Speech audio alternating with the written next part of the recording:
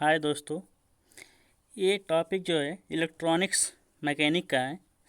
तो UPPCL, DMRC, NMRC विभिन्न प्रतियोगी परीक्षाओं में जो है बहुत ही इलेक्ट्रॉनिक्स के इम्पोर्टेंट क्वेश्चन पूछे जाते हैं, जिनमें से कुछ खास है।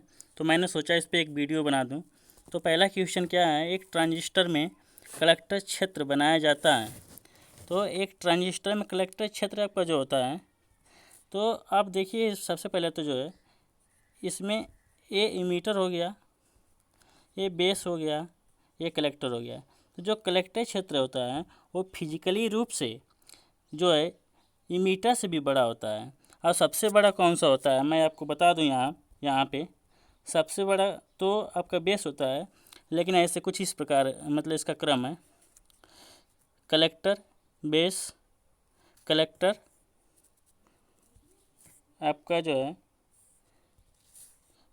कलेक्टर, फिर इमीटर आता है, उसके बाद कौन सा आता है, बेस आता है। तो यानी सबसे छोटा जो है बेस है और सबसे बड़ा जो है फिजिकल रूप से कौन सा है, कलेक्टर है।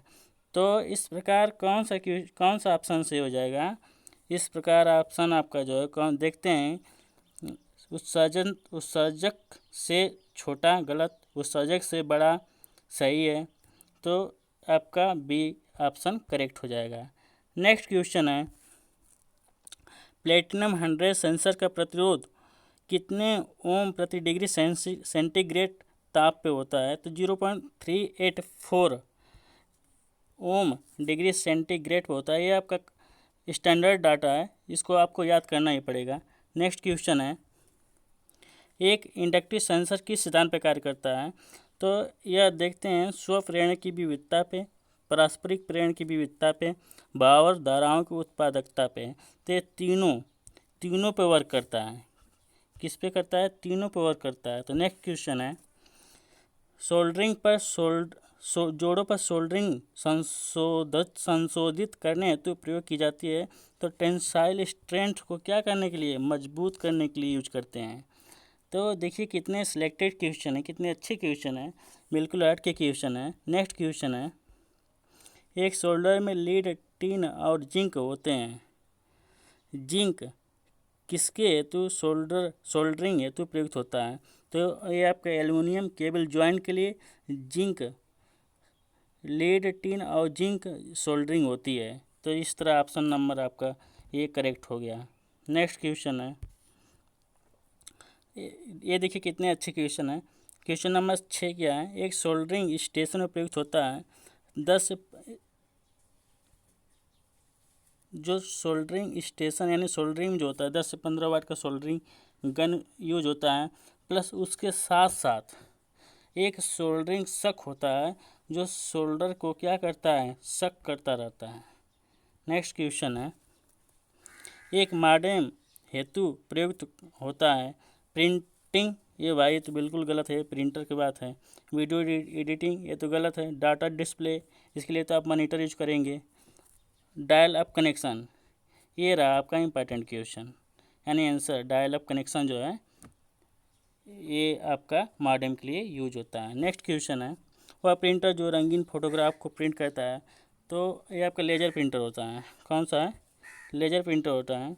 ये इम्पैक्ट प्रिंटर होता है। नॉन इम्पैक्ट प्रिंटर में डॉट मैट्रिक्स और डेजी विल दोनों आते हैं। नेक्स्ट क्वेश्चन है, GUI से क्या तात्पर्य है भाई। GUI जो होता है ग्राफिकल यूजर इंटरफेस होता है। जैसे आप किसी मान लीजिए व्हाट्सअप चला रहे हैं, तो व्हाट्सअप के आइकन पर क्लिक किए तो ये आपका ओपन हो गया। FB जो है फेसबुक के आइकन को आप जो है क्लिक किए तो ये आपका ओपन हो जाता है। और इसी तरह जो है जो एक तरह से एक CUI कमांड होता है, इसको जो है कमांड के माध्यम से हम इनपुट देते हैं। इसको चलाना कठिन होता है CUI का। IP मतलब इंटरनेट प्रोटोकॉल होता है। नेक्स्ट क्वेश्चन है, 7/20 एक केबल को 7/20 कॉपर से दर्शाया गया है। यह तार है, मतलब इसमें कितने तार हैं और कितने SWG हैं। तो कितने तार हैं, आपका 7 तार हैं और 20 जो है क्या है, स्टैंडर्ड वायर गेज हैं। क्या है, स्टैंडर्ड वायर गेज है। स्टैंडर्ड वायर गेज की रेंज क्या होती है? 0 से 36 SWG होती है। कितनी होती है? 0 से 36 SWG होती है। नेक्स्ट क्वेश्चन देखते हैं भाई। सौर ऊर्जा किसका सोर्स है? तो ये भाई रिन्यूएबल यानी नॉन कन्वेंशनल एनर्जी सोर्स का रूप होता है। इसमें टाइडल एनर्जी, बायोगैस, आपका जियोथर्मल एनर्जी, विंड एनर्जी, ये सब आते हैं। कन्वेंशनल में जो आपका परंपरागत रूप से चल रही है, जैसे लकड़ी के, पेट्रोल, कोयला, ईंधन, ये सब जो परंपरागत ऊर्जा सोर्स हैं यानी कन्वेंशनल एनर्जी सोर्स है। नेक्स्ट क्वेश्चन है, सौर विकिरण को मापा जाता है। भाई ये तो बिल्कुल रटी लो, क्योंकि ये तो एक बार यूपीपीसीएल में पूछ ही लिया था, सीधे पूछा था कि सौर विकिरण की यूनिट क्या होती है। तो इसकी यूनिट होती है किलोवाट पर मीटर स्क्वायर। किलोवाट पर मीटर स्क्वायर होता है। ठीक है। नेक्स्ट क्वेश्चन है, प्रत्येक किलोवाट पीवी एरे हेतु पीवी एरे हेतु कितने क्षेत्र की आवश्यकता आती है? तो 1/2 मीटर स्क्वायर की आवश्यकता होती है। नेक्स्ट क्वेश्चन है, निम्नलिखित में से कौन सा विद्युत उत्पादन की शोर रहित विधि है? तो ये आपका जो है सोलर पावर प्लांट जो है शोर रहित होता है। नेक्स्ट क्वेश्चन है, एक एलईडी टीवी है तो संकुचन अनुपात, जिसको इंग्लिश में कहते हैं कंट्रैक्ट रेशियो, क्या होता है? तो ये आपको मैं बता दे रहा हूँ। कंट्रैक्ट रेशियो जो होता है different between most bright and most dark, मतलब मोस्ट ब्राइट और मोस्ट डार्क के अंतर को कंस्टेंट रेशियो कहते हैं। नेक्स्ट क्वेश्चन है, एलईडी या एलसीडी डिस्प्ले पैनल सामान्यतः कितने का बना होता है? तो सामान्यतः आपका 2.5 सीएम से 1.25 सीएम के बीच बना होता है। नेक्स्ट क्वेश्चन है, एक माइक्रो कंट्रोलर में कम से कम क्या होना चाहिए? तो कम से कम आपका जो होना चाहिए मैं आपको बता रहा हूँ। ये आपको होना चाहिए सीपीयू, मतलब कंट्रोल। सीपीयू क्या होता है? सेंट्रल प्रोसेसिंग यूनिट होता है। इसमें एएलयू पार्ट होता है और कंट्रोल यूनिट पार्ट होता है। इसमें रजिस्टर मेमोरी पाई जाती है, रैम होता है, रोम होता है, इनपुट आउटपुट डिवाइस होती हैं, सीरियल तथा समांतर पोर्ट होते हैं, तथा टाइमर भी होता है। तो ऑप्शन नंबर सी करेक्ट हो जाएगा। नेक्स्ट क्वेश्चन है, एक माइक्रो कंट्रोलर में किस निर्देश का पालन कराने हेतु कौन सा फाइल एक्सटेंशन लोड किया जाता है? .doc ये तो आप जानते हैं MS वर्ड का है। .c ये तो लैंग्वेज यानी .c है, ये मतलब कुछ डिफाइन नहीं करता है। .txt ये राइटर को डिफाइन करता है। .hex जो है ये आपका फाइल एक्सटेंशन किसका है? एक माइक्रो कंट्रोलर के निर्देश का पालन करने के लिए .hex का यूज करते हैं। माइक्रो प्रोसेसर में 3 प्रकार के बस होते हैं, जिनमें से 2 डाटा बस तथा एड्रेस बस, और एक जो होता है मैं आपको बता दे रहा हूँ कंट्रोल बस होता है। तो यानी ऑप्शन नंबर सी करेक्ट हो गया। नेक्स्ट क्वेश्चन है, एक सेल फोन का संपूर्ण संचालन तंत्र किसमें संग्रहित होता है? तो आपका रैम में जो होता है। लोग कहते हैं जितना अच्छा रैम उतना अच्छा मोबाइल। तो यस, रैम में रैम 2 प्रकार के होते हैं। एक यस रैम होता है, एक डी रैम होता है। डी रैम को बार बार रिफ्रेश करने की आवश्यकता पड़ती है, लेकिन यस रैम को जो है बार बार रिफ्रेश करने की आवश्यकता नहीं पड़ती है। तो क्योंकि ये थोड़ा सा महंगा भी पड़ता है, इसलिए इसकी क्वालिटी फीचर अच्छी होती है। नेक्स्ट क्वेश्चन है, एक सेल फोन का एलईडी डिस्प्ले यूनिट कितने ऑपरेटिंग वोल्टेज की आवश्यकता है? तो 20 वोल्ट।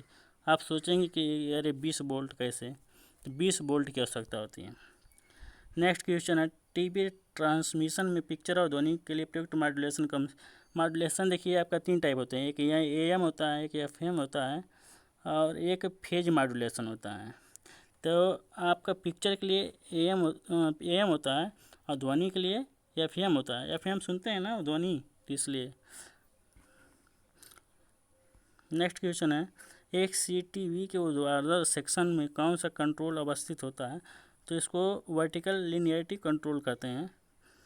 नेक्स्ट क्वेश्चन है, एक CTV के रिमोट कंट्रोल का ट्रांसमीटर फ्रिक्वेंसी कितना फ्रिक्वेंसी पर ट्रांसमिट करता है? तो ये आपका 37 किलोहर्ट्ज़ से 44 किलोहर्ट्ज़ के बीच को ट्रांसमिट कर देता है। नेक्स्ट क्वेश्चन है, एक LCD पैनल की संपूर्ण मोटाई लगभग कितनी होती है? तो 2.5 सेमी होती है। नेक्स्ट क्वेश्चन है, एक प्लाज्मा टीवी में एक स्थिर पिक्चर लंबे समय तक दिखाई दे तब उसमें कौन सी खराबी आ जाती है, तो उसको कहते हैं स्क्रीन बर्न इन, स्क्रीन बर्न इन खराबी आ जाती है। नेक्स्ट क्वेश्चन है, निम्नलिखित में से कौन सा आईसी नॉट गेट को रखती है, तो आप इसको याद ही कर लो, यह 7404, ये लोको पायलट में सीधा पूछा था कि 7404 यानी कि नॉट गेट इसमें रहता है कि नहीं रहता है, तो नॉट गेट किस में रहता है, 7404 में होता है। ठीक है, अगला क्वेश्चन देखते हैं। एक डिजिटल सिस्टम में प्रयुक्त डिस्क्रीट स्टेट कितने होते हैं। भाई डिजिटल सिस्टम है तो ये आपका एक 0 रखेगा एक 1 रखेगा, ये बस 0 1 से आपका डिजिटल सर्किट जो है ऑपरेट होता है, यानी बाइनरी सिस्टम पे। किस कोड में प्रत्येक दशमिक डिजिट को समतुल्य बाइनरी में परिवर्तित करने हेतु पूर्व में 3 जोड़ा जाता है, तो इसको कहते हैं एक्सिस 3 कोड। क्या कहते हैं, एक्सिस 3 कोड। यानी मान लीजिए 0 0 0 1 है, तो अगर 3 यानी इस एक्सिस 3 निकालना है तो आप क्या करेंगे, 0 1 1 ऐड करेंगे, यानी 1 1 0 हो गया, 0 1 1 एंड 1, एक वो आपका कैरी जो बचा था वो 1 0 0 0 और कैरियर बचा था 1, यानी कि 0 1 1 1। तो इस तरह आपका निकलता है। ठीक है, नेक्स्ट क्वेश्चन है, the term CMOS stand for, तो सीमास का फुल फॉर्म क्या होता है, complementary metal oxide semiconductor MOSFET. Option number B आपका करेक्ट हो गया। आप लोग इसको आराम से देखिएगा। नेक्स्ट क्वेश्चन है, मास्टर्स एमएस फ्लिप फ्लॉप ये क्या लाभ है। मास्टर्स फ्लिप, भाई इसमें एक ही लाभ होता है कि इसमें रेस में कंडीशन नहीं पाई जाती है। नेक्स्ट है, एक डिजिटल क्लॉक में नियत आवृत्ति पल्स किसको द्वारा उत्पन्न होता है, तो ये इसको अस्टेबल मल्टीवाइब्रेटर कहते हैं।